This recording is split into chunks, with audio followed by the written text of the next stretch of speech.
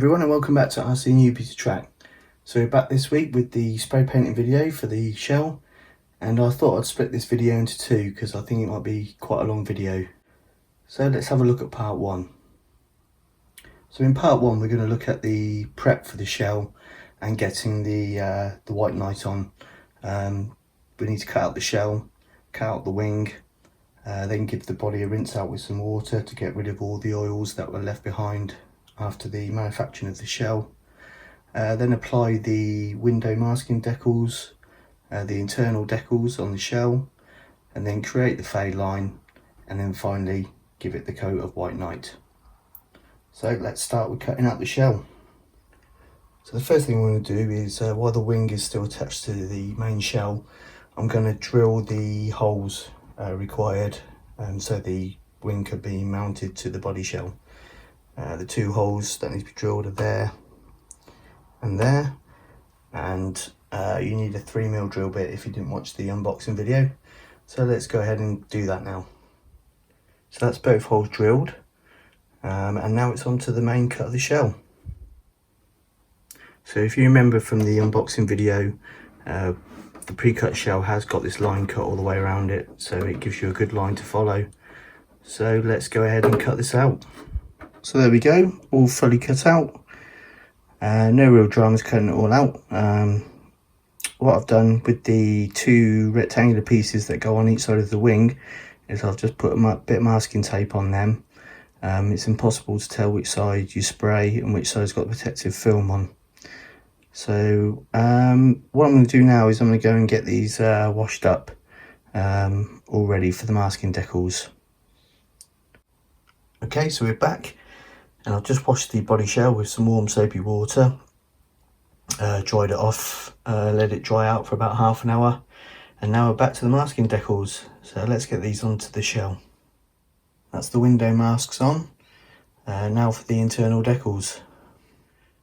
So if you remember from the unboxing video, this is something I've never had to do before. This is applying the decals inside the shell before you spray it. So the best advice what I could find is to cut out the decals as close as you can, and then trace over them over the shell so you've got a guideline when you place them inside. So we'll go and try that. So that's the decals on. They all went on okay actually, not as bad as what I was expecting. Give you a quick look at the side and the back, and then it's time to create the fade line.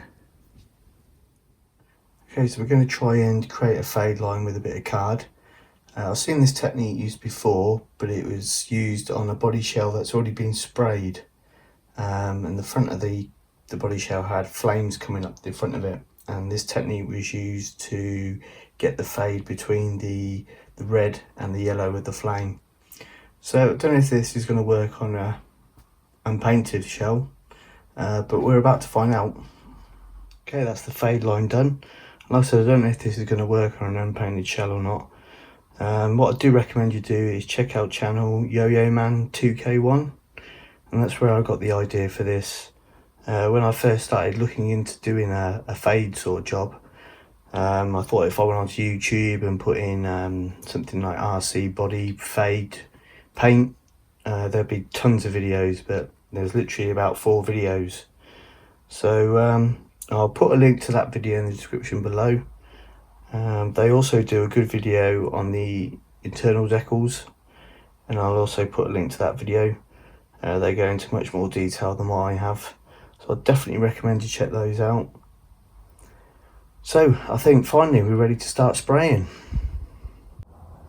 One last bit of prep before we start.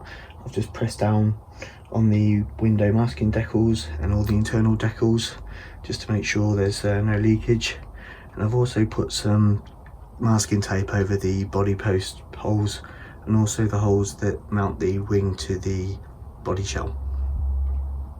So looking at the can, it says to apply several thin coats.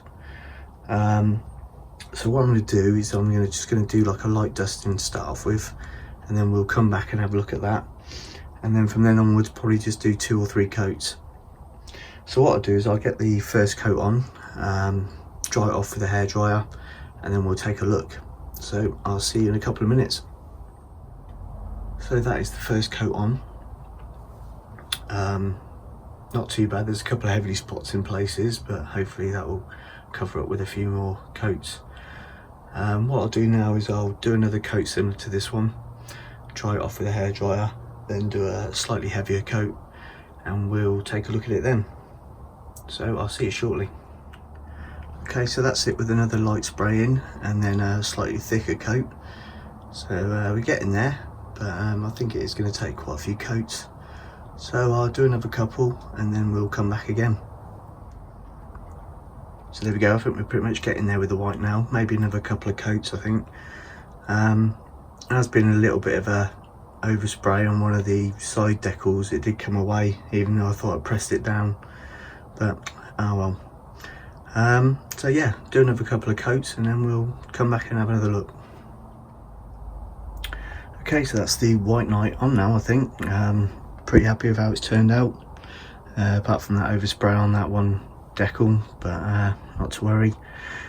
So I think this might be a good place to end it for part one, and then part two we'll look at the Glacier Plum and then putting all the external decals on.